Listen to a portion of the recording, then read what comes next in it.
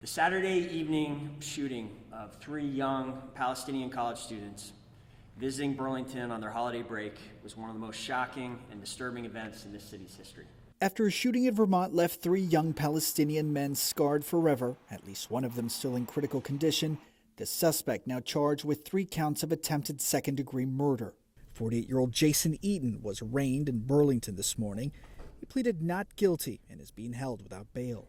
Upon knocking on one door, the ATF agents were greeted by a man who stepped out of the door towards them with his palms up at waist height and stated something to the effect of, "I've been waiting for you."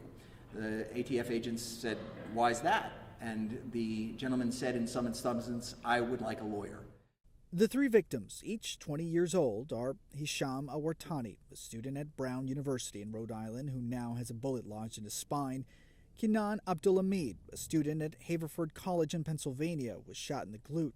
And Tashin Ali Ahmad, a student at Trinity College in Connecticut, still has a bullet in his chest.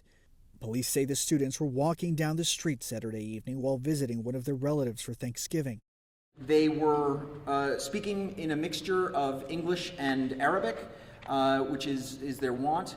2 were wearing keffiyehs, and they had no knowledge of this individual, had not encountered him before. He stepped off a porch and produced a firearm and began discharging that firearm.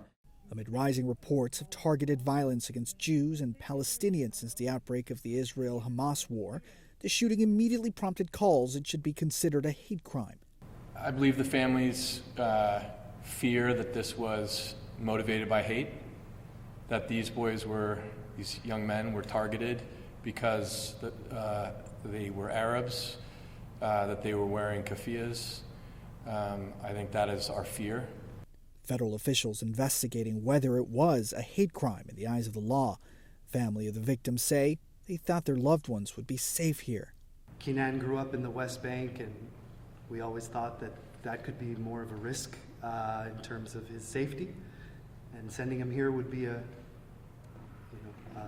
the right decision. And we feel somehow betrayed in that decision here.